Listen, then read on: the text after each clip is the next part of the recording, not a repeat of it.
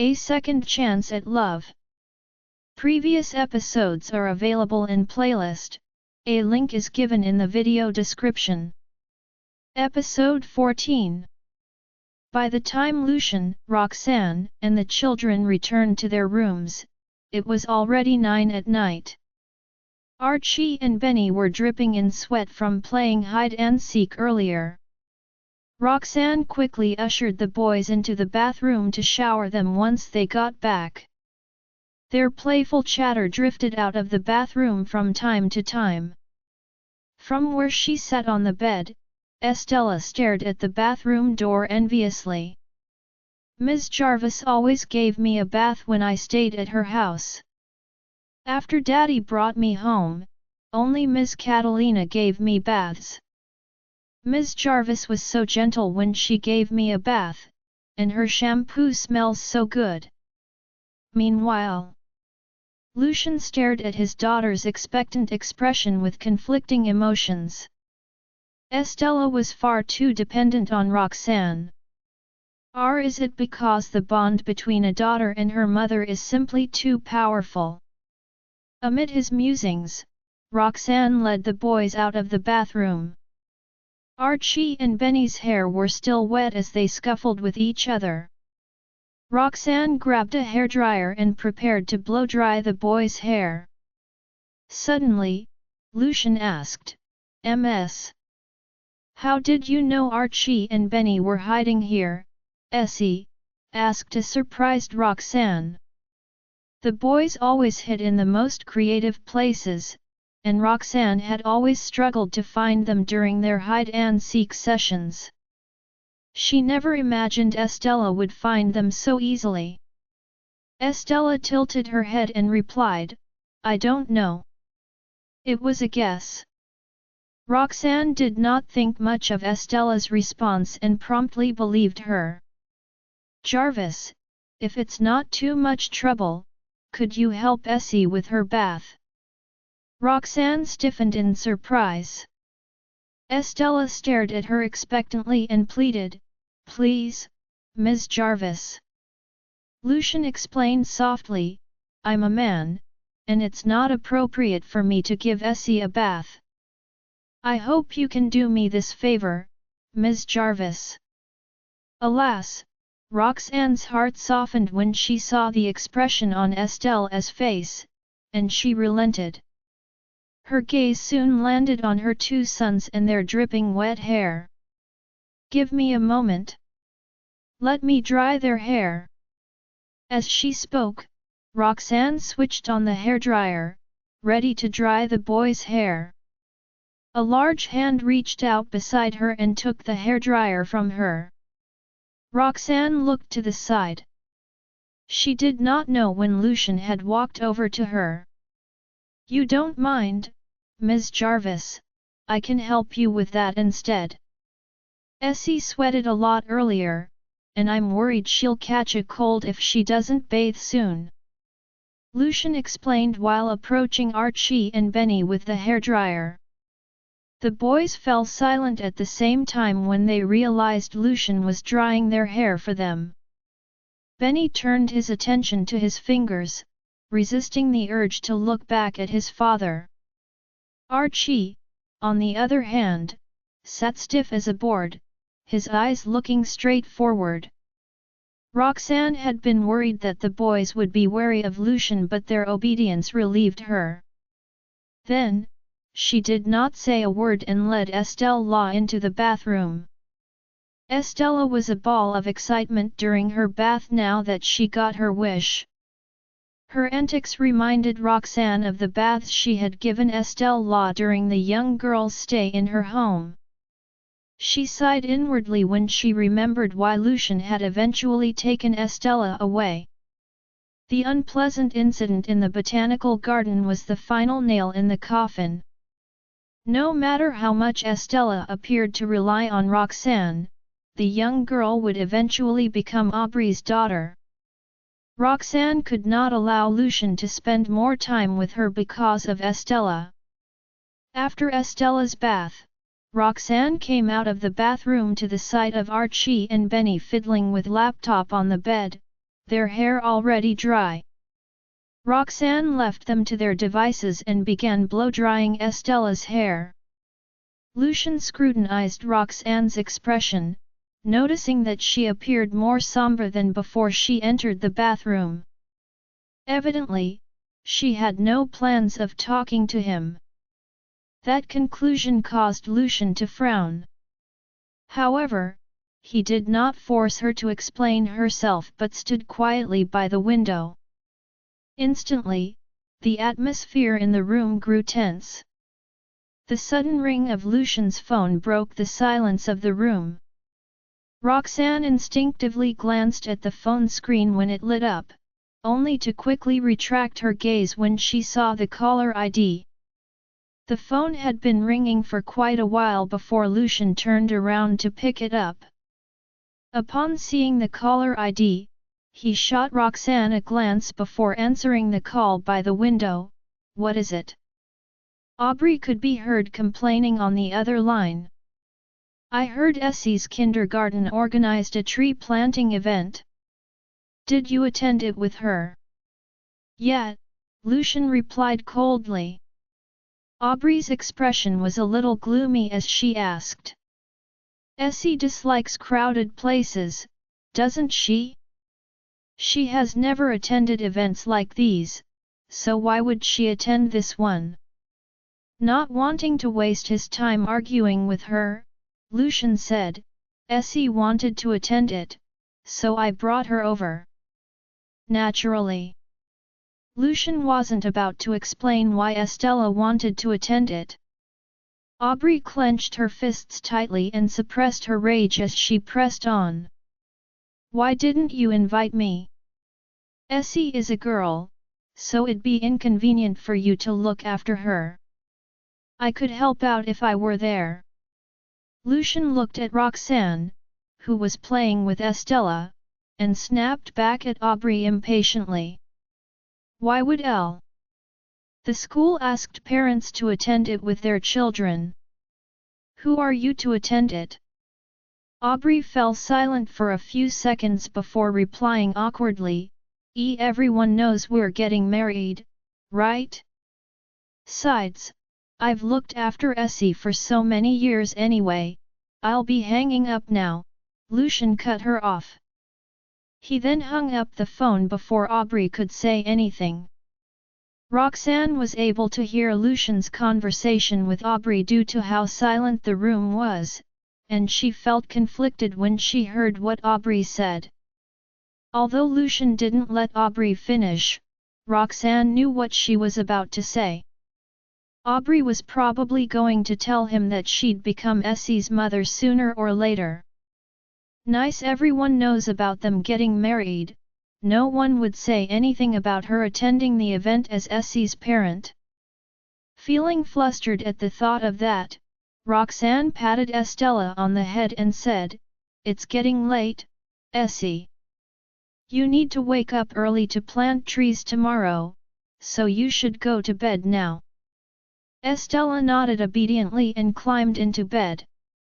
Roxanne then nodded at Lucian before tucking Archie and Benny in. Meanwhile, at the Pearson residence, Aubrey was so stunned by Lucian's response that she stared at the blank screen of her phone for quite a while before coming to her senses. Her face was filled with rage as she swept everything off the table in frustration.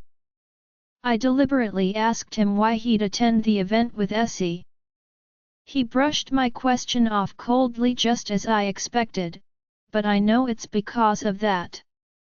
That event was meant to help parents bond with their children, so she'd definitely attend it with her two little basters. Lucian went all the way to Baldridge because of that, so I wouldn't be surprised if he attended this event because of her. There's no telling what could happen if I let them spend any more time with each other. No, I can't just sit by and watch as that gets closer and closer to Lucian. Even if he rejects her in the end, I have to be there to witness it." The mere thought of what could happen between Lucian and Roxanne was driving Aubrey crazy with rage. The tree planting activity started very early the next morning. After waiting for the parents and children to finish breakfast, Pippa led them to the venue of the event. The kindergarten had collaborated with a botanical garden to provide the kids with an empty spot to plant some trees. There was quite a lot of staff standing by when they arrived. As the kids were all born with silver spoons in their mouths, the staff made sure they were extra friendly with them. Pippa then introduced the parents to the staff, split them into groups, and had them follow the staff to collect their saplings. Estella stared reluctantly at Roxanne when she heard they would be split into groups. She refused to budge even when the teacher called her name. Lucian frowned when he saw that and shifted his gaze toward Roxanne, who was standing nearby. After hearing the conversation between Lucian and Aubrey last night, Roxanne instinctively tried to keep her distance from them. She then took Archie and Benny by the hand and walked away when she heard the teacher calling out to Estella. "Ms. Jarvis!" Estella lowered her gaze in disappointment as she stood rooted to the spot. Lucian wasn't expecting Roxanne to just leave Estella like that, so he didn't know how to comfort her. Noticing that Lucian and Estella were still standing there after everyone else had left, Pippa came over and asked worriedly. "What's the matter, Essie? Do you not like planting trees?" Estella lowered her gaze and shook her head in silence. Unsure of what she was thinking, Pippa turned toward Lucian and asked, "What has gotten into her, Mr. Farwell?" The look in Lucian's eyes turned gloomy when he saw Estella's disappointed expression and Roxanne returning with her sapling. Pippa didn't dare press on any further when she saw his expression. Essie rarely participates in such events.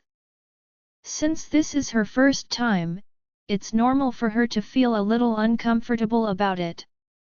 Maybe you should take her home so she can get some rest instead, Mr. Farwell. Estella looked up at Pippa reluctantly and shook her head to indicate that she did not want to go back. She wanted to spend more time with Roxanne, so going back meant she would have less time with her. Pippa wasn't sure of what to do as Estella simply shook her head without saying anything. Right as she was racking her brain to come up with a solution, Lucian said, "Ms. Jarvis, 2 kids are the only mens that Essie has in this kindergarten, so it's only natural that she wants to be with them. She's probably throwing a tantrum because she wasn't placed in the same group as them." Estella nodded and said in an adorable voice, "I want Archie and Benny." Since she rarely spoke, Pippa's heart melted when she heard that. "I'm sorry. I forgot to take this into consideration when I grouped everyone according to the total number of participants. I'm sure you'll have more fun if you participate in this event with the kids you're close with, Essie. In this case, you can join Archie and Benny's group." "Thanks," Lucian said with a nod before leading Estella over. Estella's eyes lit up with joy when she heard she could be grouped with Roxanne. She got so excited that she let go of Lucian's hand and ran up to Roxanne on her own. "Essie must really like Archie and Benny. I rarely see her smile so happily like this." Pippa exclaimed with a relieved smile when she saw how happy Estella looked. Roxanne had collected 3 saplings as she wanted to join her 2 kids in planting trees. Archie and Benny were so excited about the event that they wake up really early that morning. Naturally, Roxanne didn't want to let them down after seeing their enthusiasm. After receiving their saplings, the 3 of them followed the instructions of the staff and began digging at their designated spot. Roxanne had deliberately put on a matching sports attire so she could join Archie and Benny in digging the holes. With all three of them working together as a team, they were able to finish digging the first hole fairly quickly. They were about to proceed with digging the second hole when a childish voice rang in their ears. "Ms. Jarvis!" Estella shouted excitedly while standing next to Roxanne. Roxanne paused and glanced at her in shock. "Essie? What are you doing here?" "If I remember it correctly, Essie's spot should be on the opposite side." "I'm on your team, Ms. Jarvis," Estella replied with an innocent look on her face. Roxanne had confusion written all over her face. "Hey? She's on my team? What does that mean?" Lucian interrupted her train of thought as he came over and said, "Essie couldn't stand being away from you guys. I told Ms. Ward about it earlier, and she allowed us to join your team. Would that be okay with you?" Ms. Lucian simply nodded and made his way over without saying anything. "Jarvis." Roxanne frowned upon hearing that. "Of course not. Everyone is looking in our direction just because he's standing next to me. I don't want any more trouble from people like that woman from last night." The look in Estella's eyes slowly turned gloomy when she got no response from her. "Ms. Jarvis," Roxanne's heart softened when she saw how sad Estella looked. "All right, Essie. You can join Archie and Benny if you'd like," she said while moving aside to make space for Estella. Since she had collected 3 saplings, she let the 3 kids have one each.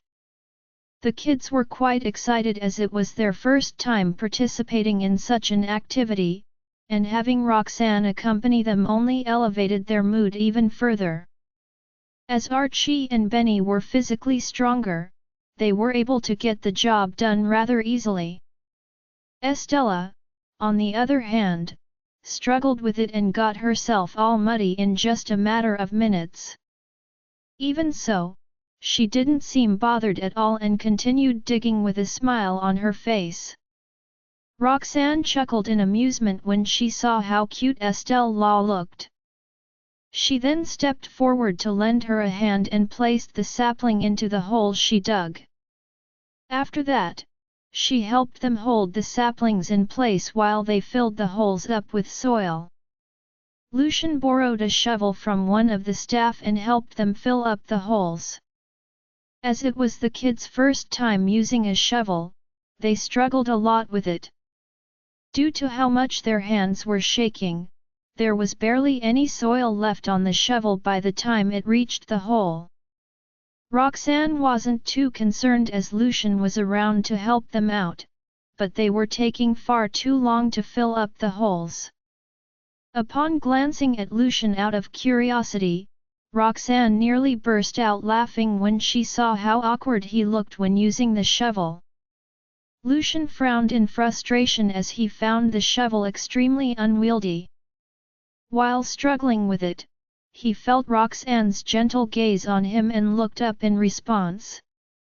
As their eyes met, Roxanne quickly retracted her gaze and put on a neutral expression. Lucian frowned when he saw her response, but whatever frustration he had earlier seemed to have vanished completely. He then turned toward a staff and said, "Excuse me, I'm having some difficulty using this. Could you please show me how to use it?" The staff had been observing him from the side for quite some time. He had wanted to tell Lucian that he was doing it wrong but held himself back when he saw how intimidating Lucian looked. Seeing as Lucian had asked him for assistance, he quickly stepped forward to perform a quick demonstration. Even Lucian chuckled in amusement when he saw the staff's technique and realized how funny he looked earlier. Having learned the proper way to use a shovel, they were able to speed up the process of filling up the holes significantly. "Oh, right. I almost forgot. Someone of Lucian's status would never use a shovel like this. Also, he's probably the first person I've ever seen use a shovel while wearing a coat and leather shoes. Despite him being a grown man, he doesn't seem to be doing any better than the kids. The only advantage he has over them is being able to have more soil in his shovel due to its size. The 5 of them then worked together to finish planting the saplings. The 3 kids would chat with Roxanne from time to time while Lucian watched on quietly from the side. "Are you guys a family?" the staff asked curiously when he saw them having a great time together. Both Roxanne and Lucian froze when they heard that. "Why do you ask?" Lucian asked before Roxanne could say anything. Not only did he not deny that staff's statement, but he'd also give the staff the wrong idea with that question of his. Roxanne frowned in displeasure at the thought of that. "Well, I just thought you all looked a lot like a family. On top of that, these 3 kids look just like you too," the staff replied without giving it much thought. Whatever displeasure Roxanne felt had turned into uneasiness in an instant. She really wanted to keep it a secret, but Archie and Benny did look a lot like Lucian. However, the resemblance wasn't that obvious as they were still very young, so Lucian didn't notice it at all. As such, she was afraid that Lucian would pay more attention to Archie and Benny after hearing the staff's comment and finding out about their true identities. Lucian arched an eyebrow and stared at the kids in response. While they did look a little similar to each other, he didn't think much about it. Since all 3 of them were Roxanne's children, it was common for kids to take after their mother's appearance. "You guys sure make a lovely family," the staff exclaimed when he saw that Lucian didn't deny it. Surely enough, Lucian wasn't about to deny that statement either. Roxanne snapped out of her train of thought and told the staff coldly, "I'm afraid you've gotten the wrong idea. We're not a family. We just happen to be put on the same team because the kids are close friends." They had finished planting the second sapling at the time. As Roxanne got up to hand him the 3rd sapling, a commotion broke out not too far away. "Miss Pearson? What are you doing here?" Pippa exclaimed in shock when she saw Aubrey at the entrance. Aubrey was wearing a fancy red dress and a pair of expensive sunglasses that complemented her wavy hair. She walked up to Pippa before taking her sunglasses off and scanning the crowd. "Lucian said the kindergarten has organized a parent-child activity today. I'm worried about Essie, so I came rushing over as quickly as I could." "Where are they?" Pippa pointed in Roxanne's direction and replied, "Over there with Archie and Benny. Essie likes them so much that she doesn't want to be separated from them, not even for this actives." The look in Aubrey's eyes turned cold when she heard that. She then thanked Pippa and quickly made her way toward Roxanne. All the other parents were wearing sports attire to help their kids plant the saplings, so Aubrey's bright red dress drew a lot of attention as she walked past them. The staff was shocked by her explanation. "Is that so? My apologies for making such an assumption. I just thought you guys were a family because you were all getting along so well." "That's all right. I just wanted to clear up the misunderstanding. That's all," Roxanne said with a forced smile. The staff nodded profusely in response. Lucian had a gloomy look in his eyes as he stared at Roxanne from the side. Those who recognized her shifted their gaze toward Roxanne and prepared themselves for a good show. Roxanne's expression grew stiff when she saw Aubrey storming toward them. She knew Aubrey wouldn't give up so easily, especially after hearing what she said on the phone last night. However, she didn't expect her to show up like that. "There you are, Lucian." Aubrey greeted him coquettishly while standing next to them. She then shifted her gaze toward Roxanne as she continued, "Hello there, Ms. Jarvis. Long time no see." The awkward tension between them was so intense that everyone watching could feel it. Roxanne nodded. "Yeah, long time no see. What are you doing here?" Lucian asked with a slight hint of displeasure in his tone. Using Sonia as an excuse, Aubrey said in the most matter-of-fact tone possible, "Mrs. Farwell told me you brought Essie here to attend an event. She said she was worried that Essie would feel uncomfortable with so many people around, and it'd be inconvenient for a guy like you to look after Essie, so she sent me here to take a look." Lucian's frown deepened when he heard her mention Sonia. "Had it not been for my mother insisting that I marry Aubrey, I would have called off this marriage long ago." Oblivious to his anger, Aubrey bent over to look at Estella, who was playing with Archie and Benny at the time. "Come here, Essie. Give me a hug," she said with her arms outstretched. To her surprise, Estella pouted and moved behind the two boys in response. "I don't like this evil woman at all. I still remember how she hit me. There's no way I'd let her hug me." The look in Aubrey's eyes turned gloomy when she saw Estella pulling away from her, but she maintained a friendly smile on her face as she said apologetically, "Are you still mad at me for what happened last time, Essie? I'm sorry for losing my patience. Will you please forgive me?" Estella pursed her lips and shook her head without saying anything. "I'd have taught you're ungrateful as a lesson if we weren't in front of all these people right now." Aubrey thought to herself after getting rejected a second time. Not wanting to attract attention to herself, Roxanne interrupted coldly. "Since Ms. Pearson is back and Essie's tree has been planted, I think you should take Essie and go back with Ms. Pearson, Mr. Farwell."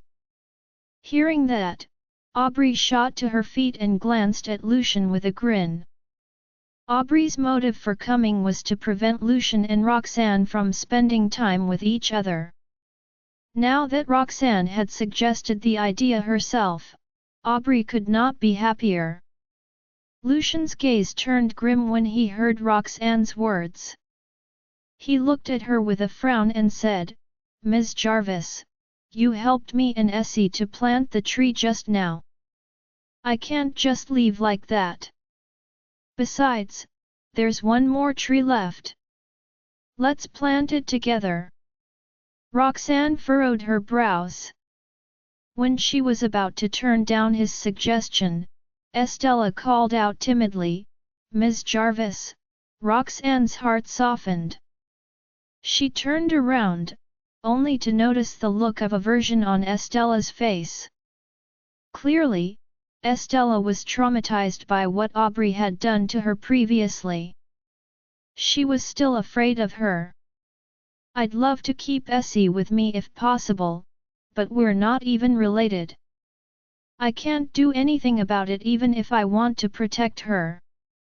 After pondering for a moment, Roxanne lowered her eyes and agreed, "Since you've said that, Mr. Farwell, I'm afraid I'll have to trouble you, then."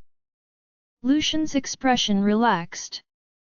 He picked up the shovel and continued filling up the holes. Meanwhile, Estella's mood lifted when she realized Roxanne would not leave her. Smiling, she joined the boys to fill the holes. All of a sudden, Aubrey was neglected by everyone. After a moment of silence, Aubrey mustered her courage and made up her mind to take Lucian away from Roxanne. She asked, "Lucian, you must be tired.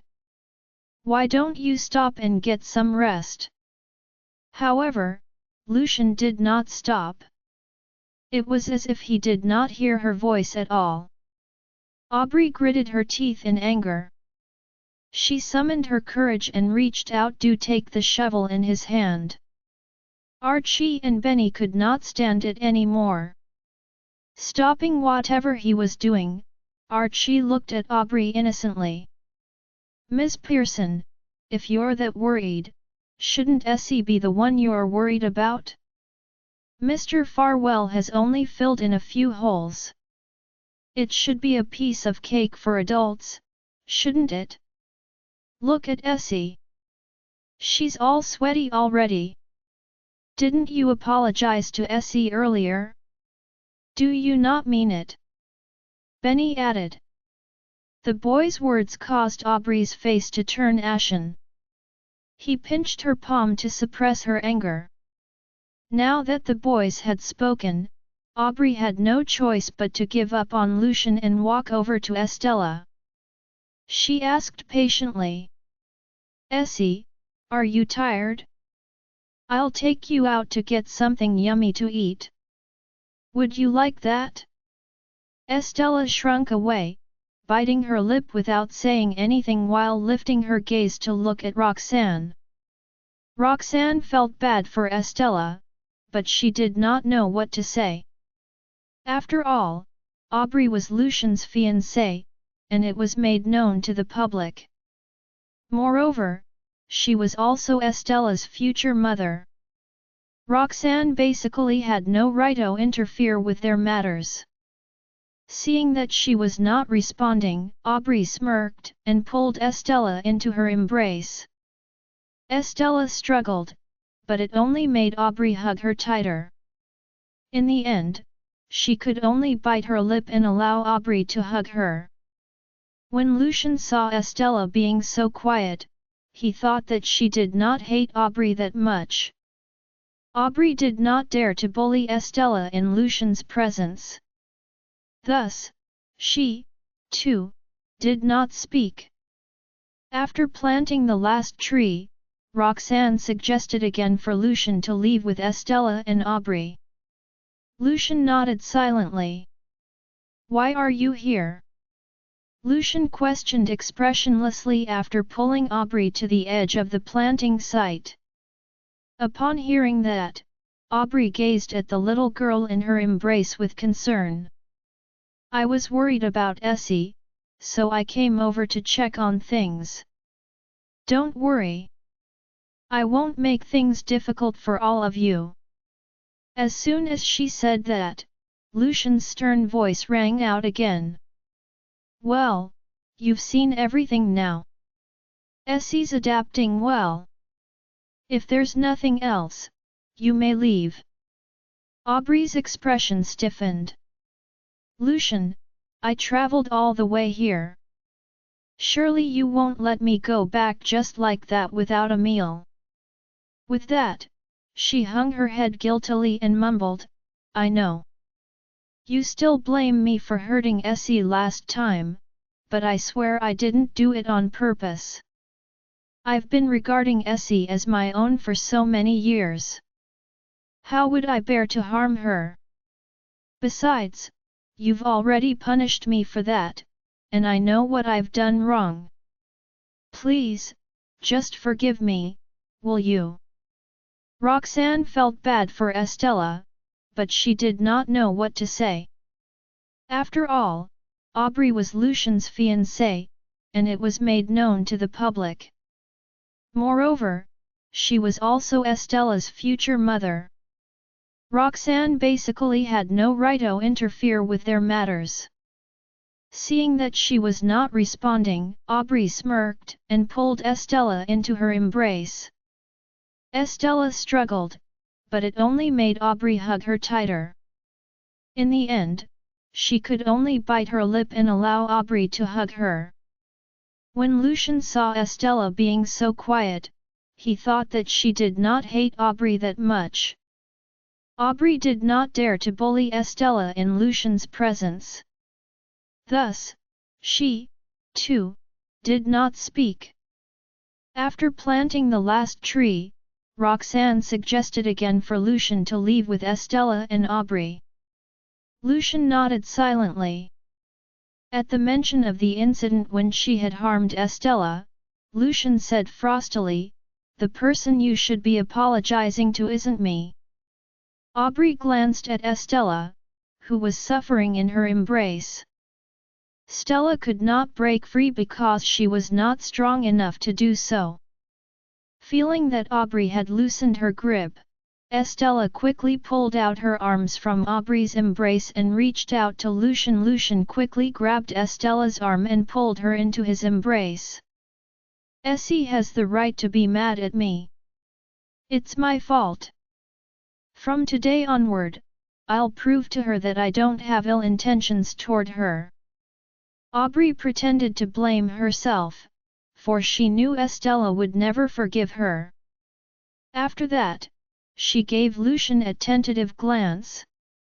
"Would you give me the chance to prove myself?" In other words, she was asking if their marriage could come true. Of course, Lucian understood what she was implying. With a mysterious smile, he replaced his frosty expression with a calm look and said, "It's time for lunch. You should leave after having lunch here." A look of disappointment flashed in Aubrey's eyes when she did not get the answer she wanted. Even so, she forced herself to cheer up and nodded with a smile. Soon, it was lunchtime. Lucian took Estella to the cafeteria to get their food, Aubrey following behind them. It was her first time queuing up to get food. In no time, she was strangely shoved to the end of the line.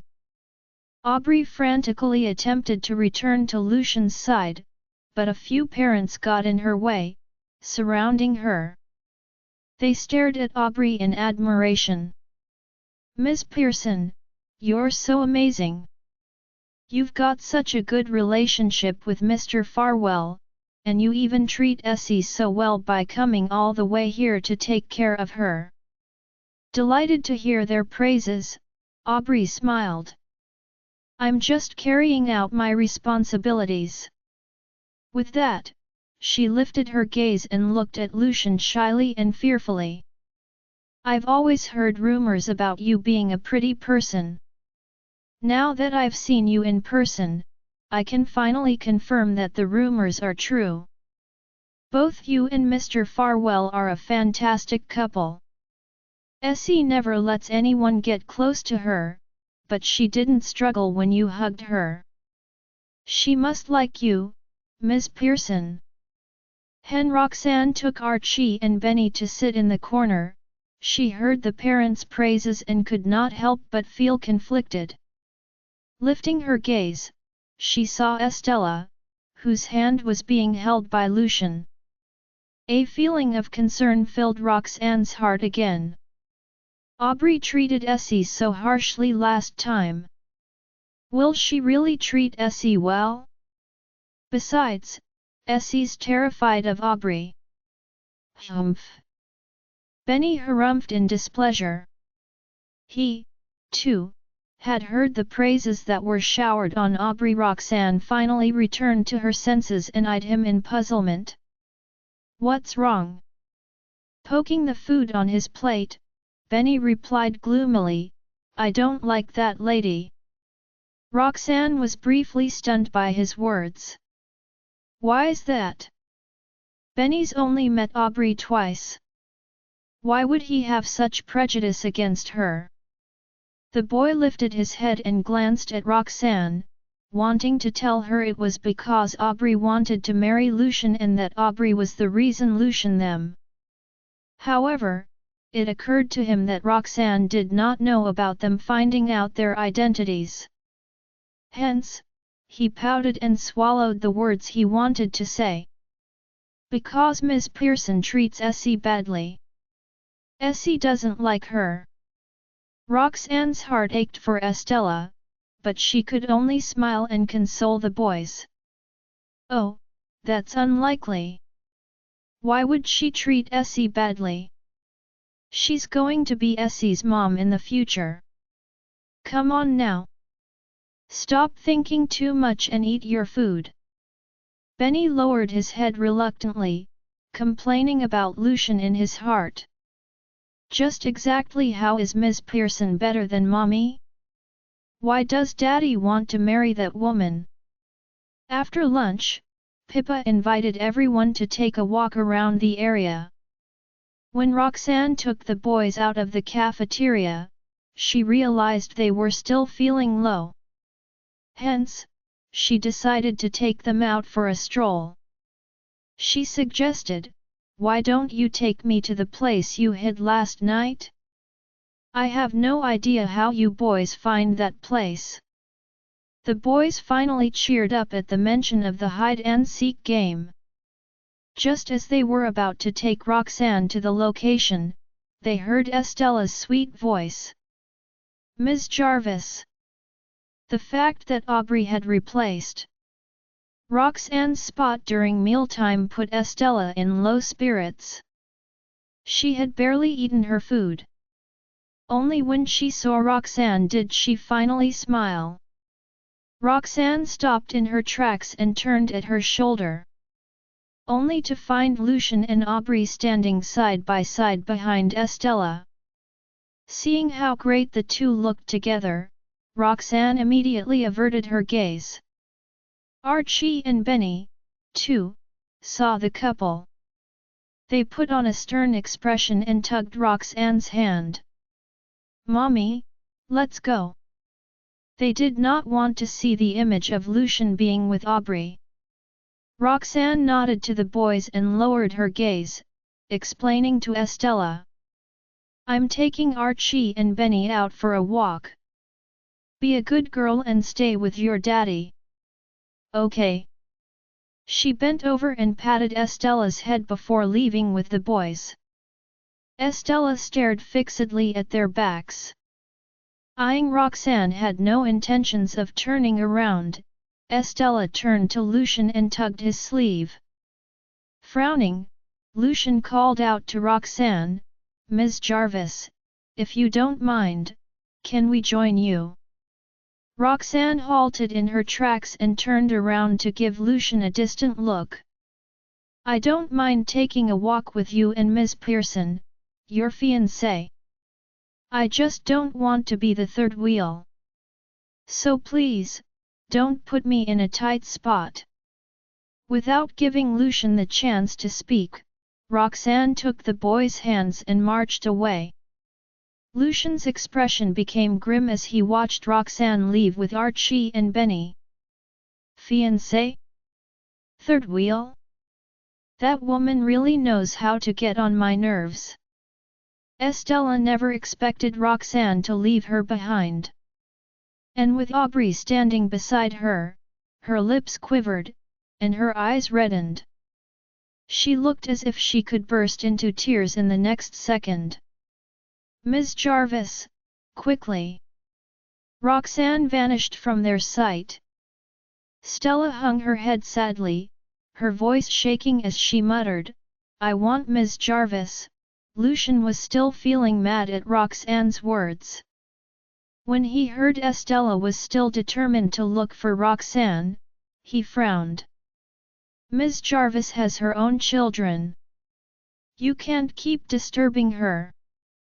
Estella lifted her head and glared at Lucian, who met her gaze with a frown. Both of them had the same adamant look on their faces. Alas, Estella could never defeat her father. After glaring at him for some time, she lowered her head angrily. "Fine. I won't go, then. We stay in the same room, anyway. Ms. Jarvis will definitely come back to pack her things."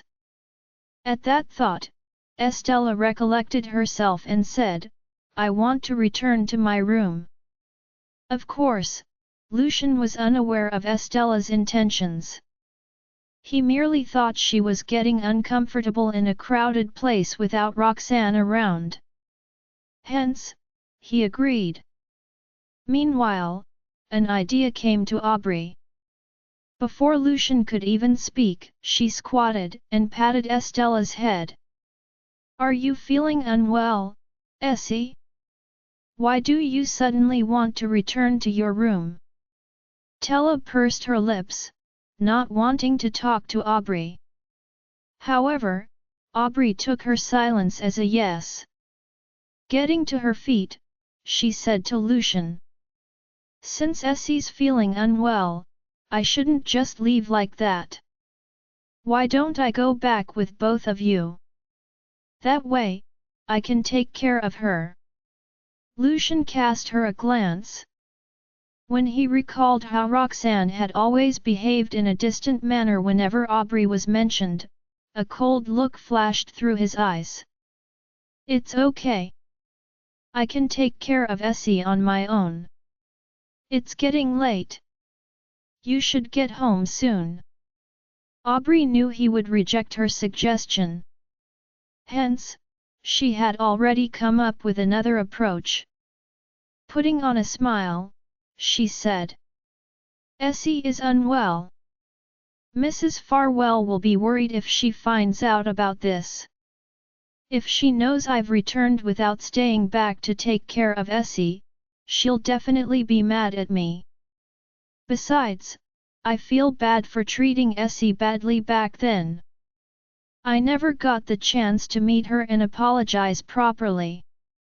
Please, let me stay today to make it up to Essie." Lucian furrowed his eyebrows and remained silent. "I'll feel bad if I can't make it up to Essie." Aubrey pretended to lower her head guiltily. Even her tone was filled with guilt. Estella only wanted to go back to the hotel to wait for Roxanne. Seeing that Lucian was not moving, she urged, "Daddy, let's go back." Lucian thought Estella was feeling extremely unwell. Hence, he ignored Aubrey, bent over, picked Essie up, and walked toward the entrance of the botanical garden. Aubrey was not bothered by the fact that he did not answer her. When she saw him walking out with Estella in his arms, she quickly followed after them. After informing Pippa, Lucian took Estella back to the hotel. He could not be bothered about Aubrey, who kept following them. Upon arriving at the hotel, Lucian placed Estella on the bed. He figured he should give James a call to ask for opinions in dealing with Estella's situation. To his surprise, as soon as he took out his phone, Estella hopped off the bed and skipped to Roxanne's. Lucian was stunned by what he saw, and he slowly understood Estella's intentions. "Here I was thinking Estella's sick. Who would have known that this kiddo only wanted to come back to wait for Roxanne and the boys?" Estella felt much calmer as she sat on Roxanne's bed. Her eyes gleamed, and she looked excited to see Roxanne and the boys return. Suddenly, the doorbell rang. Estella thought it was Roxanne and the boys who had returned. Her eyes lit up, and she leaped off the bed, dashing over to open the door. The second she saw the person at the door, the sparkle in her eyes faded. "Essie." The smile on Aubrey's face looked forced. Aubrey was, after all, a woman. On top of that, she had to walk along the mountain path to reach the hotel. Most importantly, Lucian seemed to have no intentions of waiting for her. He had merely carried Estella in his arms and strode off. After walking for some time, she was left behind, and she had lost sight of them. Thankfully, there was only one hotel nearby, and that was how she had found them. After asking the receptionist for their room number, she headed straight for the room. Seeing who the visitor was, Lucian, too, was unhappy. However, Aubrey pretended as if she did not see the change in their expressions. With a smile on her face, she entered the room and glanced at Estella, saying, "Aren't you feeling unwell? Why aren't you resting in bed?" When she finished her words, she gave Lucian a reproachful look. "Didn't I tell you already? I'll take care of Essie." Lucian knitted his brows. "Essie's just a little tired. If you have no other matters, you should go home as soon as possible." Aubrey's expression froze, and she racked her brains in search of an excuse to stay back. As she was thinking about it, she suddenly spotted the pink luggage at the bedside. It did not look like it belonged to Lucian no matter how hard she stared at it. "This is?" Aubrey asked in puzzlement, eyeing the luggage suspiciously. Lucian followed her line of sight and said plainly, "That belongs to a parent of Essie's classmate. There weren't enough rooms, so I had to squeeze into someone else's." Upon hearing that, Aubrey shot him a look of surprise. "You're sharing a room with a woman?" Lucian's gaze darkened. If it were another woman, he, naturally, would not agree to it. However, that woman was Roxanne. They were once husband and wife and had intimate moments back then. Thus, there was nothing to be shy about.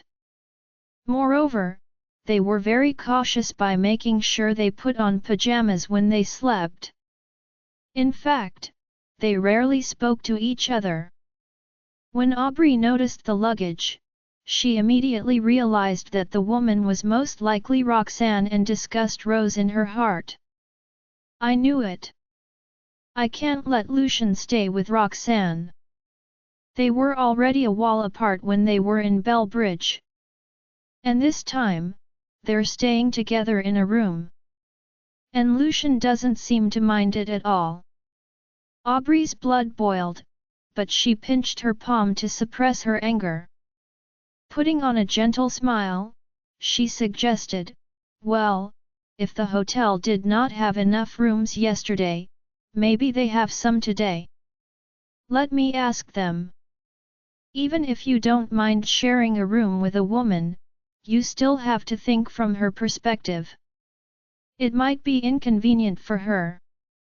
With that, she turned around, wanting to head downstairs to request a change of room for Lucian. Lucian merely frowned without saying a word. Estella, however, pulled the hem of Aubrey's skirt. Resistance was written all over her face. "I don't want that." Aubrey calmed herself down and looked at Estella with a frown. "Be a good girl, Essie. If this gets out, it'll bring trouble to both your daddy and that lady." Estella shook her head stubbornly. "Ms. Jarvis left because Ms. Pearson made her angry. This room is the only place I get to see Ms. Jarvis. If we change to another room, I don't know when I'll get to see Ms. Jarvis again." Estella's behavior only made Aubrey more certain that Roxanne was the woman Lucian was sharing a room with. Aubrey was on the verge of losing her temper when she realized that fact. Taking a deep breath, she bent down and said patiently, "Let's get another room. I'll play with you, okay?" Naturally, Estella refused. Aubrey stood up and glanced at Lucian. "Lucian, I'll go downstairs and ask the receptionist. Let's get another room if it's possible." Estella turned around and shot Lucian an expectant look, hoping he would reject Aubrey's suggestion. There was a dark and unfathomable look in Lucian's eyes. "Even if I refuse Aubrey's suggestion to switch rooms, Roxanne will surely make the same decision once she comes back. After all, she didn't seem too receptive to Ms. Ward's suggestion of sharing rooms yesterday. Now that Aubrey's here today, Roxanne will only want to avoid me more." Considering the possible reactions Roxanne would make, Lucian seemed to have silently accepted Aubrey's suggestion. Not getting a single response from Lucian and seeing Aubrey actually walking out to request a change of room made Estella stomp her feet in anger. She then followed Aubrey into the elevator. Aubrey was stunned. "Essie, why are you here? You can just wait with your daddy in the room." Estella merely lowered her head without responding to Aubrey's words. Seeing that, Aubrey frowned with displeasure and retracted her gaze, pretending as if Estella was not there. Since they were the only ones in the elevator, Aubrey could not be bothered to waste her energy talking to Estella. He latter kept silent, and Aubrey, too, did not bother pretending. Once the elevator stopped on the first floor, the doors opened slowly. At the same time, Aubrey's expression changed. She put on a subtle smile, pretending to be kind. Just as she wanted to hold Estella's hand, the latter had already darted out of the elevator, running out of the hotel. Aubrey was too panicked to move. She even forgot to run after her. Even her purpose of going downstairs was lost in her sea of thoughts. Estella, on the other hand, headed in the direction of the botanical garden. "I don't like this evil Miss Pearson. I don't like Daddy, too. I'm going to look for Ms. Jarvis." Just as Aubrey was standing frozen in the hotel, she heard a sound behind her. "Where's Essie?" Lucian scanned the entire lobby, but Estella was nowhere to be seen. His face darkened instantly. Aubrey shuddered guiltily at the sound of Lucian's voice. She ran out. "Why didn't you stop her?" Lucian shouted angrily. He knew Estella was a stubborn person, but he never expected her to be that stubborn. When the elevator door was about to close earlier, Estella had suddenly run out of the room. Regardless of how fast Lucian had reacted, the elevator door had still shut before he could arrive. Hence, Lucian could only wait for the next round. He figured with Aubrey in there, she would not let Estella run away on her own. But to his dismay, Aubrey actually lost Estella. Lucian had no time to find out if Aubrey lost Estella or did not even bother watching over the latter in the first place. "I didn't expect her to run out like that. I asked why she came with me, but she didn't answer." Aubrey was filled with panic. "You'd better pray nothing happens to Essie, or else." Lucian glared at her expressionlessly. A murderous aura exuded from his body, which made Aubrey feel suffocated. "You won't be able to make it up for today's matters even if you die." With that, he rushed out of the hotel. Aubrey stood rooted to the ground for about a minute. When she finally returned to her senses, she attempted to run after him, but her legs were too weak to move. Although she did not like Estella, she knew where to draw the line. Estella was the Farwell family's prized child.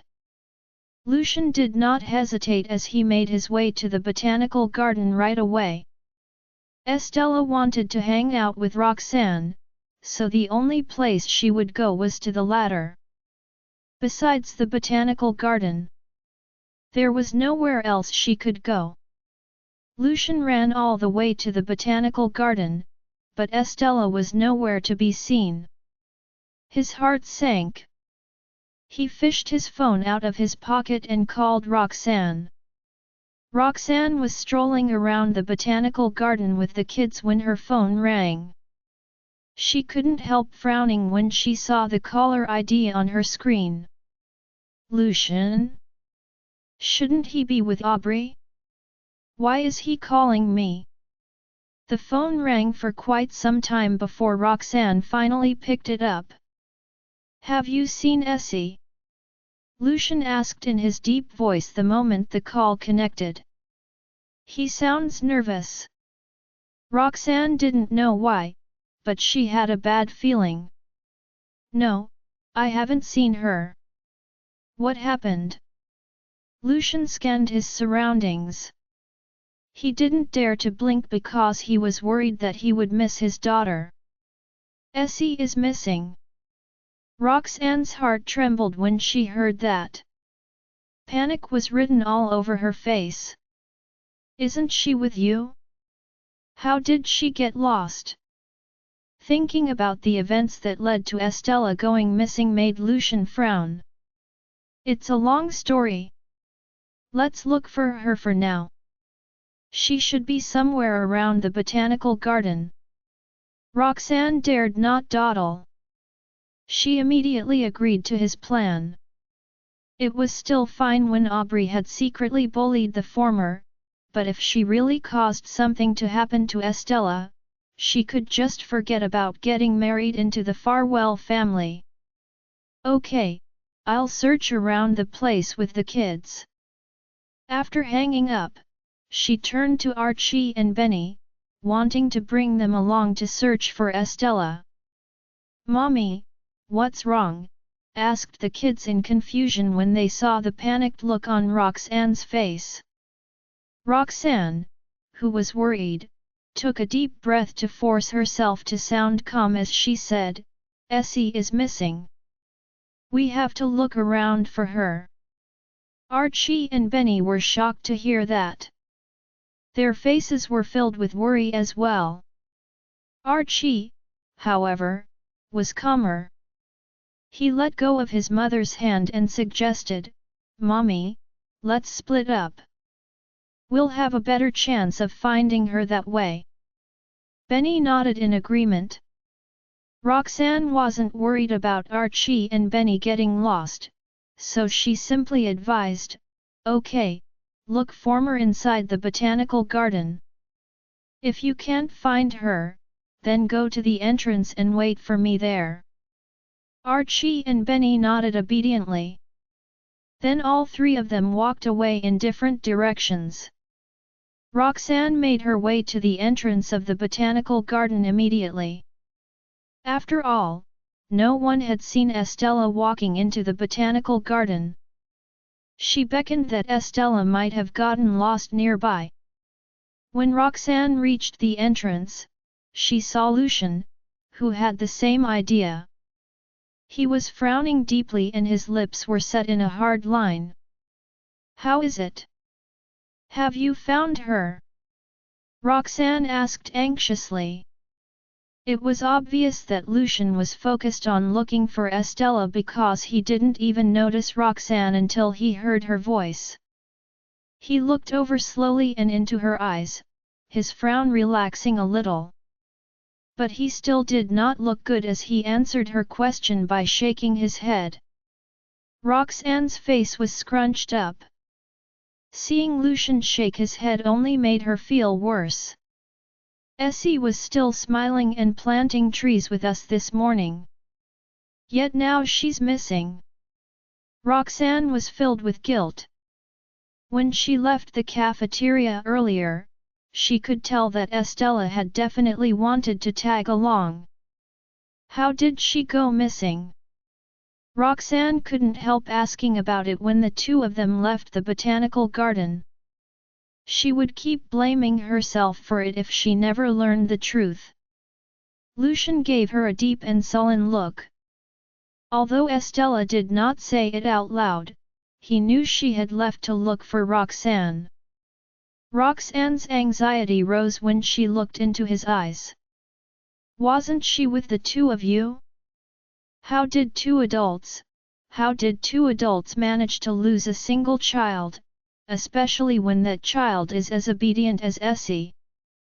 Roxanne didn't finish that sentence. Lucian was already panicking because Estella was missing. She knew that if she were to say those words out loud, she would sound as if she was putting the blame on him. Lucian frowned. He looked deeply into her eyes and said tersely, "There was a disagreement with Aubrey." "What happened?" Roxanne couldn't understand.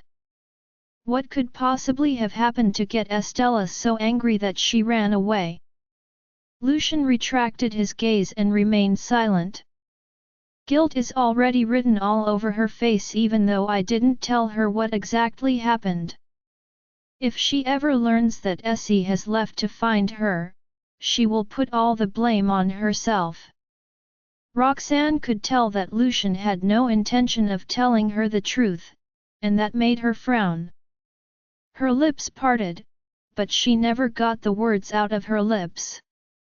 After all, it was their family's matter, and she had no right to butt in. However, she had turned her down ruthlessly because Lucian and Aubrey were there. If I had agreed to take her along, things would have turned out differently. The only thing she could do at that moment was to search for Estella. "I'll look over there. You should try searching the route toward the hotel." The two of them parted ways after they left the botanical garden. Lucian left her some instructions before making his way toward the mountain. As the matter was urgent, Roxanne dared not waste time. She ran toward the hotel right away. Inside the botanical garden, Archie and Benny parted ways. While searching, they shouted Estella's name. Archie and Benny were physically small, so they practically crawled through every hole and searched every inch of the botanical garden. Still, Estella was nowhere to be seen, and neither showed up with her when they met up. "Essie, come on out. Let's not play hide and seek anymore," Benny choked out. He was so worried as they had yet to find her. Archie was upset as well, but he held his brother's hand and said, "Don't cry. Mommy is already worried sick, and we can't afford to worry her even more." Benny sniffled upon hearing that and forced himself to hold back his tears. "Let's leave the botanical garden and look for her out there, too." Archie shook his head. "Let's not make things more difficult for Mommy. We'll just wait patiently at the entrance." Benny nodded obediently. The two of them were making their way to the entrance when they ran into Pippa. "Archie, Benny, why are the two of you here on your own?" "Where's your mommy?" asked Pippa. She couldn't help worrying when she saw the kids being there on their own. Archie politely explained the situation to their teacher. "Essie is missing, so Mommy went to look for her." Pippa's face darkened. "When did that happen?" Archie replied, "We don't know. But we've searched the entire botanical garden, and she's nowhere to be found." Roxanne went all the way back to the hotel. When she reached the lobby, she saw Aubrey sitting on the couch with her back to the door. In the past, Roxanne would have politely kept her distance from Aubrey. That day, however, Roxanne didn't hesitate to make her way to Aubrey because the matter involved Estella. "Has Essie returned?" Aubrey was still in a daze because of what had happened earlier. She didn't realize that Roxanne was right in front of her until she heard the latter's voice. Their eyes met, and at that moment, Aubrey's anxiety was replaced by anger. "It's her. Roxanne Jarvis. She's the reason Essie is missing." Roxanne slightly knitted her brows when she noticed the hostility in Aubrey's gaze. She was confused and was about to ask about it when Aubrey suddenly sprang up from the couch. Aubrey pointed at Roxanne's nose, yelling, "I can't believe you have the audacity to ask that. Essie wouldn't have run away if it weren't for you. This is all your fault, you." Roxanne turned slightly pale. "What are you talking about?" How is this my fault? That means it has been a while. Pippa immediately instructed, okay, I understand. You two find a spot and wait there. I'll go get the others to help look for Essie. Archie and Benny nodded in response. After settling the two boys, Pippa sent a message to the parents' group chat and asked for help. She also got the other staff at the kindergarten to look for Estella. Fortunately, almost everyone knew who Estella was, so it wouldn't be difficult for them to help. What exactly happened before Essie left? What did you drug Essie with to make her so attached to you? All I did was get her a different room. How is any of this my fault? Aubrey roared, her face contorted. There was no telling if she was blaming Roxanne or convincing herself. Roxanne could barely breathe as the guilt buried deep in her heart began to weigh her down. So, it's really because of me that Essie left? None of this would have happened if I had agreed to take her along. This is all my fault. How will you make up for it if something happens to Essie, you? The more Aubrey spoke, the more she thought she was in the right and was standing on the moral high ground. I've warned you and told you to stay away from Essie and Lucian, but you wouldn't listen. You know what Essie is like, but you still let her get attached to you. Are you trying to use her to get back together with Lucian? Well, listen carefully, that will never happen. Roxanne couldn't even hear a word Aubrey was saying. All she could think about was Estella. She would never forgive herself if anything were to happen to her. So she hasn't returned? Asked Roxanne softly. Aubrey grimaced and was quiet for a few seconds before answering impatiently. No. I told you she left to go look for you. Roxanne nodded absently and ignored Aubrey, then left the hotel immediately after. Since Essie's missing because she's gone to look for me, I must find her as soon as possible. She's all alone now, and she must be scared. Aubrey remained inside the lobby, glaring at Roxanne as she left. It's that S fault that I am in such a terrible state. Ugh, and that little bastard is so annoying. Why did she have to run away on her own? Why did she have to go to that? Sanva was on the couch watching TV when she heard that news. What did you say? She sprang to her feet. Aubrey pinched herself to make herself sound worried and guilty. This is all my fault. I should have taken good care of Essie and kept an eye on her. How long was she gone? Have you called the police? Here are you now? I'll send someone over right away, Sonia said, wishing she was there with them. My sweet granddaughter. How did she suddenly go missing? Aubrey replied, we're looking for her now. We've already called the police, so you don't need to worry. Sonia was so anxious that her tone was a little unpleasant as she said. How am I supposed to not worry? It's getting dark, and Essie is just a kid. She must be terrified now. No, I must tell Elias and get him to send someone there to her. Aubrey agreed to let them help. At that moment, every additional pair of eyes would help. Aubrey left to help look for Estella after she hung up the phone. Aubrey desperately wanted to put the blame on Roxanne, but that still couldn't calm her down.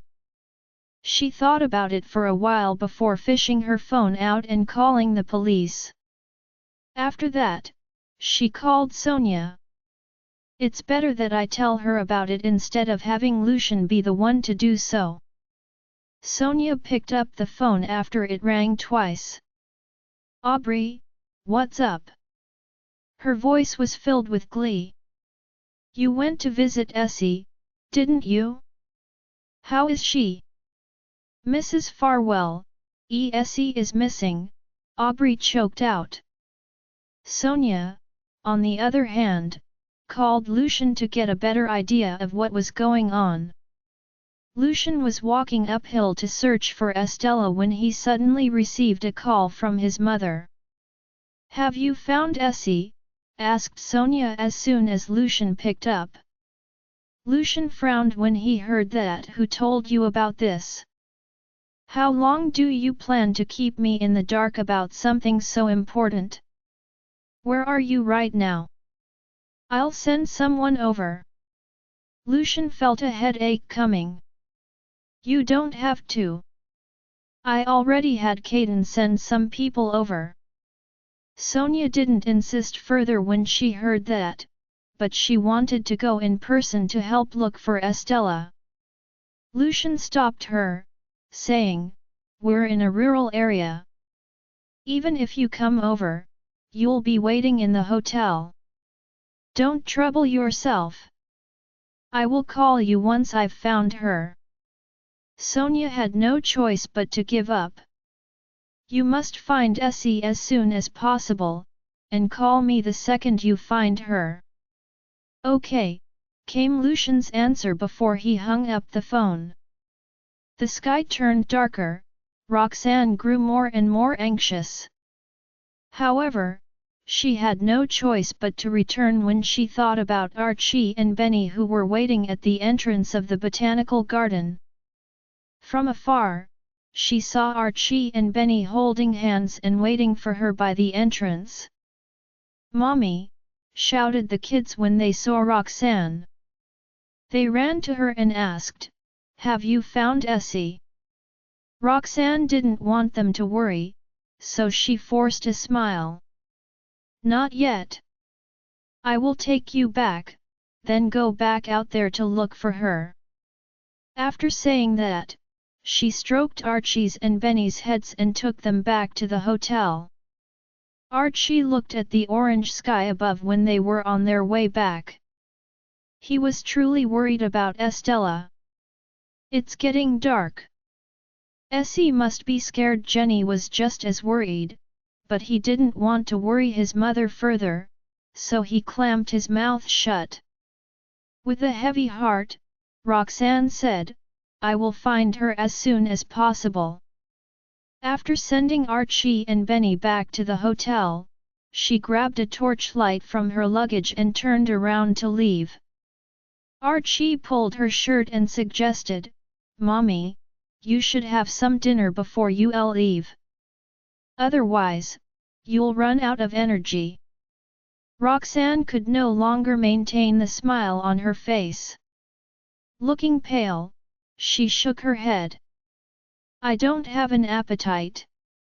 I have to find Essie soon because she only got lost trying to look for me. Archie and Benny tilted their heads in confusion. Mommy, what are you talking about? We've been with you the entire time, so how is it your fault that Essie is missing? Only then did Roxanne realize that she had let that information slip out of her tongue. She quickly acted as though it was no big deal and said, It's nothing. Be good and stay here. I have to go now. After saying that, she patted the kids' heads and turned around to get into the elevator. Pippa sent a message to the parents' group chat to get an update. Yet every response she received was of no good news. Everyone knew how precious Estella was to Lucian, so they had gone all out to look for her. Unfortunately, the botanical garden was located near the forest, and no one was dumb enough to go there. Lucian read everybody's reply, and he looked even more upset knowing that no one found Estella. He did not get in touch with Roxanne after the two of them parted ways at the botanical garden, so he did not know how she was doing. It was getting late, and he didn't feel right to have her, a physically weak woman, continue searching. Thus, he gave her a call. However, the automated responses told him that she was not in the service area after he made several calls. Lucian's gaze became even darker. Caden arrived with his team at that moment. "Mr. Farwell, we've sent our men to spread out in the forest and commenced the search." Lucian nodded and sternly informed, "Search overnight if that is what it takes to find Essie. We must hurry up." "Understood." Lucian looked at his phone screen which had turned dark. He frowned and said, "I need to drop by the botanical garden. Keep me in the loop about the search." After saying that, he made his way toward the botanical garden. "It's late. If that woman still hasn't returned, then there may not be anyone around to take care of the boys.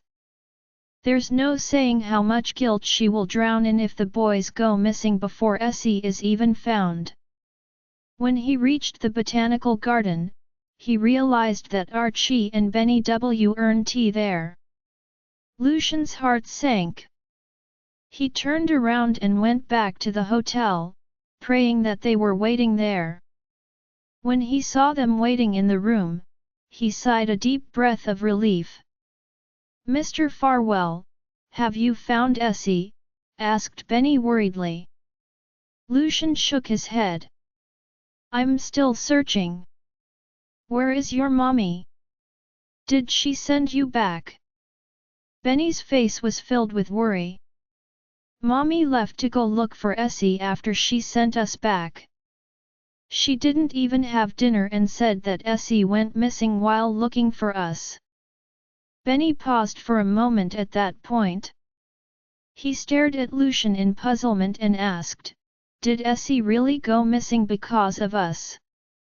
If that were the case, Benny would feel extremely guilty. "Essie wanted to tag along earlier today, so why did I urge Mommy to hurry up? This is all my fault." Lucian's eyes turned cold. "It's not true. This has nothing to do with any of you. Be good and wait here in the room. Don't open the door for anyone but Essie." Archie and Benny nodded and watched as Lucian turned around to leave. They didn't know why, but they thought he seemed angrier when he left. As Lucian walked out of the room, he kept replaying the words Benny had said in his mind. Roxanne said that Essie went missing on her way to her. Only Aubrey would say something like this. That woman. She made Essie angry and didn't keep an eye on her. That is why Essie is missing. How dare she put all the blame on Roxanne? Judging from the look on Archie's and Benny's faces, Lucian could imagine how guilty Roxanne must have felt when she learned that Estella had gone missing because of her. That was the only reason she would forego dinner and go to search for Estella instead. The mere thought of it made Lucian feel even more unhappy. My calls couldn't get through when I tried calling her earlier. That means she has likely gone into the forest to look for Essie. Lucian had tolerated Aubrey long enough. If anything happens to Roxanne or Essie, I will not forgive that woman. The second Lucian left the hotel, he rushed toward the forest. He called Caden while he was on his way. Have the men pay extra attention. Roxanne has gone into the forest. On the other end of the line, Caden murmured an affirmative reply. He was impressed with how much Roxanne cared about Estella. It's so late at night, yet she still went into the forest to look for Ms. Estella. After hanging up the phone, Lucian heard a voice filled with fear. Lucian, any news on Essie? Aubrey had searched nearby but to no avail. As she was too scared to go into the forest, she returned to the hotel instead. To her surprise, she saw Lucia N at the entrance and was overwhelmed with guilt. Lucian put his phone away and glared at Aubrey when he heard her voice. All he saw was her in a red dress that was still clean. There was not even a drop of sweat on her face. Her breathing was a little uneven, but it was possible that was just because she was scared of him. Aubrey's heart clenched when she looked into Lucian's eyes, which were burning with rage. I've searched all afternoon but couldn't find her anywhere. How did the search go on your side? Essie went missing because she left to look for Roxanne. That is what you told Roxanne, isn't it? Lucian replied with a question of his own. Aubrey's face stiffened and panic was written all over it. How did Lucian know about this? Lucian got his answer when he saw the look on her face. You better pray that nothing happens to them. Otherwise, I won't show you any mercy despite the years we've known each other. With that, Lucian walked past her and left. Aubrey could tell that he was truly furious. She reached out and grabbed his sleeve in a fluster. Lucian, I didn't mean it. She dropped by the hotel this afternoon, and I simply shared what I guessed. I never meant to put the blame on her. Lucian turned around. The aura he exuded was chilly and scary. You're still putting the blame on others? She was never at fault. It's bad enough that you went behind my back and got my mom worried by telling her about this. Now, you've made things worse by coming up with a lie to trigger Roxanne. What do you wish to accomplish from any of this? Lucian's intimidating aura sucked the air right out of Aubrey's lungs. She had to force herself to stand as she defended herself. I don't mean anything. It's my fault for not keeping an eye on Essie, and it is your fault. Lucian shook her hand off. Leave if have no intention of searching for Essie. Stop wasting my time. After he said that, he turned around and left without even glancing at her. Caden led his men and searched every inch of that forest. Despite searching until 10 at night, they still couldn't find Estella or Roxanne. When Lucian rendezvoused with them and got an update, his foul mood worsened. Caden stood beside Lucian and could feel the surrounding air becoming more and more chilly. He could sympathize with Lucian. It was late at night, and they were in the wilderness. Roxanne was a woman and Estella was a kid. Anyone would be worried. Mr. Farwell, perhaps you should return and get some rest. It's been a long day, suggested Caden cautiously. He had been working for Lucian for years, but he had never seen the man in that disheveled state before. Lucian was still covered in mud because he hadn't changed out of his clothes after the activities in the morning. Having searched all night in the forest, he looked pale, and his hair was messy. Yet the aura he gave off was still as overpowering as ever. He furrowed his brows and said, "Let's split up and search the place." With that, he turned around and went deeper into the woods. The forest was dark. Roxanne could only rely on her torchlight because the faint moonlight was insufficient to illuminate the path ahead of her.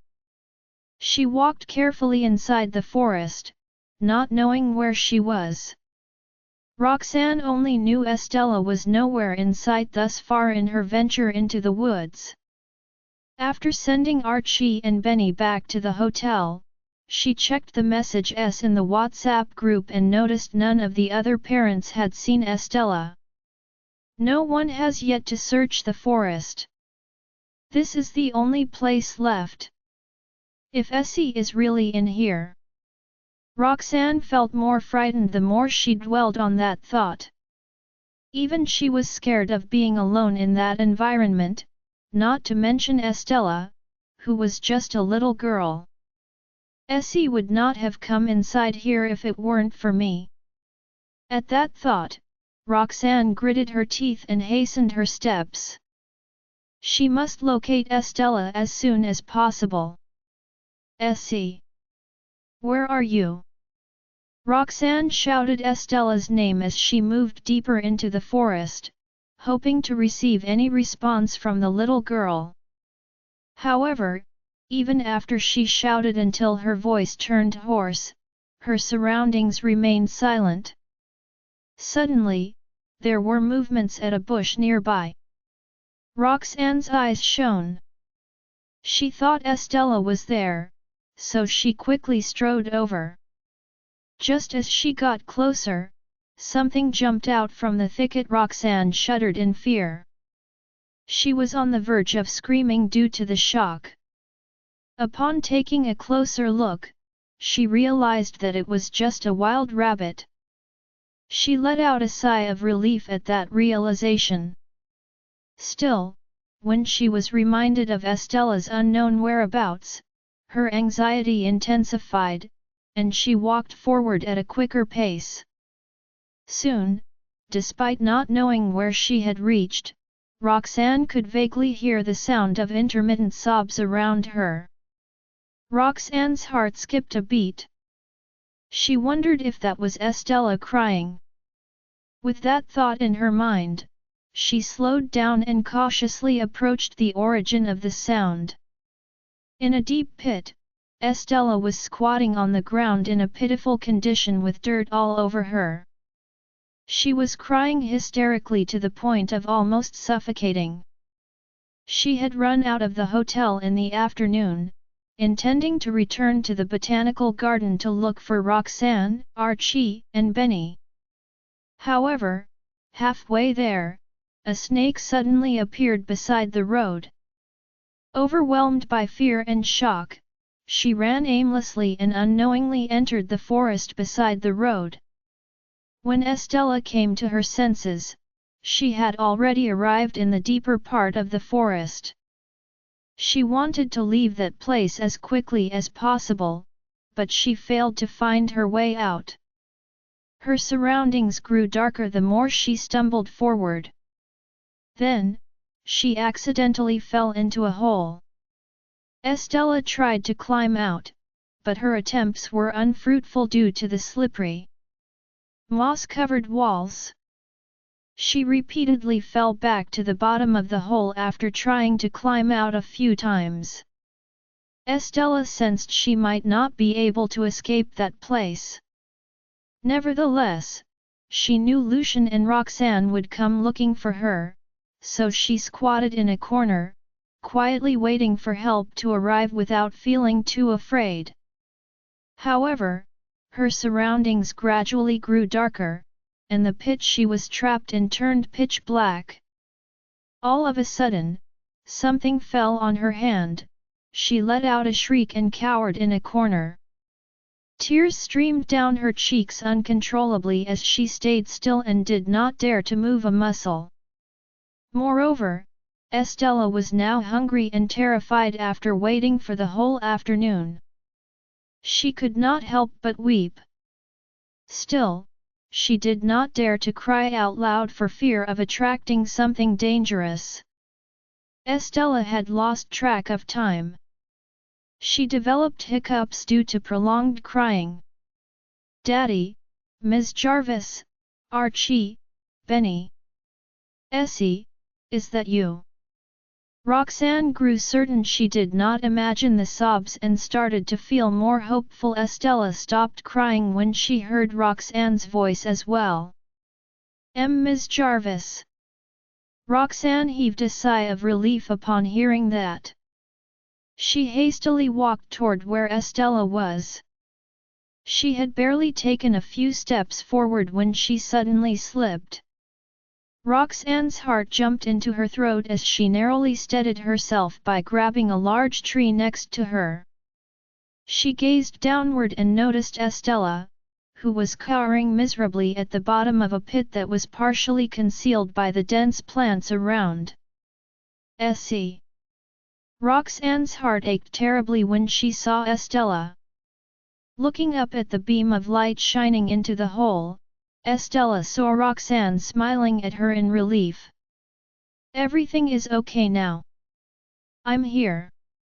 Roxanne felt more guilt-ridden at the sight of Estella's face. Yet, she did not dare to express her emotions because she did not want Estella to be afraid. Estella's face was flushed, as she had cried for so long. Her eyes and nose were red, and her cheeks were smeared with dirt from when she had wiped her tears earlier. She appeared very pitiable with her head hung low and her body covered in grime. Ms. Jarvis, Roxanne was finally there to rescue her after she waited for so long. Estella began crying harder after a few seconds. Anyone, hurry up and find me. I'm so scared. I will never run away again. Estella felt sorrowful when she was reminded of Roxanne's gentle face. I wonder if Ms. Jarvis is looking for me. I miss her so much. Roxanne was very anxious when she saw Estella wailing her lungs out. Don't cry, Essie. I'm going to find something to pull you up. Roxanne searched her surroundings for something that could help her pull Estella up as she spoke. She consoled Estella while she looked around. Unfortunately, Estella was bawling so loudly that she could not even hear Roxanne's voice. Roxanne finally found a sufficiently long tree branch after much difficulty. After bringing the stick to the edge of the hole and trying its length, Roxanne figured Estella could reach the other end of the tree branch if the latter tiptoed. Estella, stop crying. Come here and grab this tree branch. I'll pull you up. Roxanne was close to losing her voice after yelling excessively earlier. She cleared her throat to make her voice more audible. Estella glanced up, wiped the tears on her face, and tiptoed to grasp the tree branch. However, she could only touch the tip of the tree branch. There was still some length to be covered for her to take hold of the tree branch. Roxanne frowned. She crawled forward and pushed the tree branch further into the hole. Only then could Estella seize the other end of the tree branch. After Estella wrapped her hands around the tree branch, Roxanne gritted her teeth and pulled with all her might to drag Estella out of the hole. Unexpectedly, Roxanne did not have much strength left in her after starving for the whole night and walking for so long inside the forest. To make things worse, Estella was too weak to cooperate with her. As the two exerted force simultaneously, Estella remained rooted to her spot. Instead, Roxanne was tugged forward, causing half her body to hang over the edge of the pit. Noticing Roxanne's position, Estella hurriedly let go of the tree branch and ran worriedly to the side of the hole. Ms. Jarvis. Roxanne managed to seize hold of a tree root beside her with effort. She grinned tenderly at Estella. Don't be scared, Essie. I'm fine. Royane patted Estella, trying her best to comfort the latter. Still, the sobs of the little girl in her arms sounded weaker and weaker. Essie. Roxanne gazed down concernedly. Estella had passed out after crying for so long, but tears continued to roll down her cheeks from the corner of her eyes. Roxanne struggled to catch her breath, as she could hardly stand the pain in her chest when she took in Estella's wretched state. The weather is so cold, and Essie's wearing such thin clothes. She won't last if this situation drags on. I need to think of a way to get out of here. At that thought, Roxanne took off her jacket and wrapped Estella with her outerwear before racking her brain to figure out a solution. However, no matter her methods, she could not climb out of the pit. Instead, she ended up exhausting all her energy. After several attempts, she stopped her futile struggles in slight desperation. She held Estella in her arms to provide the little girl with warmth. The night breeze blew past the forest, causing a series of rustling sounds. Sadly, Roxanne did not hear the voice of any other person in the woods. While uttering those words, Roxanne tried her best to climb back up. Estella suddenly squalled hysterically at the bottom of the pit. Heart-wrenching agony filled Roxanne's chest. She turned her head around and saw Estella sitting on the ground, crying her eyes out. Estella's sobs gradually diminished, and her breathing became shallower. Overwhelmed by panic at that instant, Roxanne's grip slackened. The next second, Roxanne had also fallen into the pit. With tears in her eyes, Estella threw herself into Roxanne's arms after the latter fell into the hole. Despaired, Roxanne took out her phone. Although she knew there would not be any signal in the wilderness, she could only place her hope for a miracle to happen. The light from her phone screen illuminated her face. She browsed through her contact list for some time. In the end, Roxanne still decided to call Lucian. Unfortunately, there was no miracle, as she failed to make the call. Roxanne hung up the phone while wearing a wry smile. Then she looked up at the opening of the pit. Luckily, she brought a torchlight. At the very least, Roxanne felt a little at ease when the interior of the pit was not completely dark. Roxanne. Just when she was about to give up and deal with that predicament the next morning, a person's deep and tired-sounding voice reverberated beside her ears. Am I hallucinating? Roxanne blinked her eyes in doubt as she gazed upward at the hole atop her. Lucian's voice sounded again. Are you here? Manchester up when she is that she was not imagining things, she responded. Sir Tulf Hernest and Lar both down here. We're in the air for a few seconds after she spoke. Then she heard the diminished sound of when the foxstep Shaltex above Roxanne. She saw Lucian's worn-out face as he peered into the. Roxanne felt immensely relieved when she saw him. She croaked. Essie fainted after crying for too long. Hurry up and get help to bring her out of here. Lucian's heart switched painfully, he replied solemnly. I'll be right back. Wait for me. Roxanne grained to wait for him. Lucian immediately turned on his heels to find Caden and the others. His face turned grim right after he turned around. I arrived here too late. That's why Ryanae and Estella are in such terrible conditions. I can't even imagine how seared they must have been. He walked for some distance before finally meeting Caden and the others.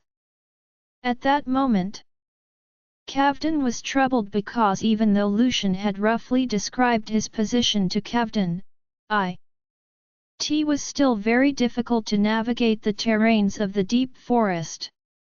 Looking up and noticing Lucian striding in their direction, he immediately darted forward. Once the group reached the side of the pit, Caden instructed his subordinates to take out some ropes to pull Roxanne and Estella out of the hole. However, Roxanne could merely grab the rope without having any strength left to muster. Moreover, she was carrying Estella with her other arm. Noticing that, Caden hastily thought of ordering one of his men to go down into the pit and piggyback them up. Before he could give the instruction, Caden caught Lucian jumping into the hole from the corner of his eyes. He was taken aback. Mr. Farwell. Lucian landed steadily at the bottom of the pit. He glanced at Roxanne. Her face was as pale as a ghost. She was evidently exhausted and was holding the teary-faced Estella in her arms. "Bring Essie up first." Roxanne handed the little girl to him. He nodded, hugged Estella, and climbed out of the pit with the help of the rope. Roxanne was planning to climb up on her own when she saw Lucian jumping down the hole again. Before she could reach, he had pulled her into his embrace. Roxanne was about to tell Lucian she could manage to pull herself up when he hugged her even more tightly. "Don't move. Otherwise, it will be difficult for me to climb up." His voice sounded a little hoarse. Roxanne felt a brief surge of strange emotion in her chest as she listened to his voice. She stayed still afterward and allowed him to carry her out of the hole. She broke away from his embrace right after they safely escaped the pit. "Mrs. Ms. Jarvis, you are so kind to Ms. Estella," Caden could not help but say wistfully. He had been utterly shocked when he saw Roxanne hugging Estella at the bottom of the pit earlier. Caden was already surprised that Roxanne was willing to venture deep into the forest in the middle of the night to search for Estella. Unexpectedly, Roxanne even located Estella before them in the wilderness. If it weren't for Roxanne, they wouldn't have known how long they needed to search. Roxanne pursed her lips and smiled. "This is my obligation." Lucian gazed at her and piped up, "It's not your fault." Roxanne was dazed for a few seconds before she made sense of his words. When she realized that he was comforting her, she did not know how to react. Essie ran in anger after she quarreled with Aubrey. "I am to be blamed for this matter. Essie is a willful child. I did not stop Aubrey in time and took proper care of Essie," Lucian explained somberly. Roxanne felt a little less guilty after listening to him. She pursed her lips and expressed her gratitude to Lucian. "Thank you." Lucian bent down to pick up the torchlight on the ground and said with all seriousness, "I should thank you instead. Thank you for locating Essie." If Roxanne had not found Estella first, they might not have been able to discover this pit the latter had fallen into. They had walked in that direction earlier because they coincidentally noticed the light originating from Roxanne's torchlight. Roxanne glanced at Estella, who was now resting in Caden's arms. "I wonder how Essie is. She was here for so long. She must be scared out of her wits. She couldn't stop crying just now." Roxanne's heart ached when she was reminded of the way Estella bawled her eyes out earlier. Lucian was in low spirits as well. "We can only check her condition when we return." Holding Estella in his arms, Caden uttered sympathetically, "Ms. Estella doesn't seem to have sustained any serious external injuries. I'm just afraid that Estella suffered from psychological illness to begin with." Caden was fearful that the unfortunate incident would traumatize her and aggravate her existing condition. Lucian and Roxanne could guess the rest of Caden's unfinished sentence. Their faces darkened at that possibility. Along the way back, everyone kept quiet as a heavy atmosphere lingered in the air. After arriving at the hotel, Lucian informed the good news of locating Estella in the WhatsApp group before contacting his mother. Then, he instructed Caden to handle the checkout procedure while he brought Estella, Roxanne, Archaic, and Benny back to the city and headed straight to the hospital. Inside the car, Archie and Benny eyed Estella concernedly. "Mommy, will Essie be fine?" Roxanne patted their heads and comforted them, "She'll be fine. Don't worry." Archie and Benny looked up at their mother and said with their hearts aching, "Mommy, you're losing your voice." She smiled at them without saying a word. Roxanne could not care less about losing her voice as long as she could find Estella. Sitting in the passenger seat, Lucian gazed intently at Roxanne and the little girl in her arms through the rearview mirror with an unfathomable look on his face. Soon, the car came to a halt outside the entrance of the hospital. Caden got out of the car, received Estella from Roxanne, and hurried into the hospital.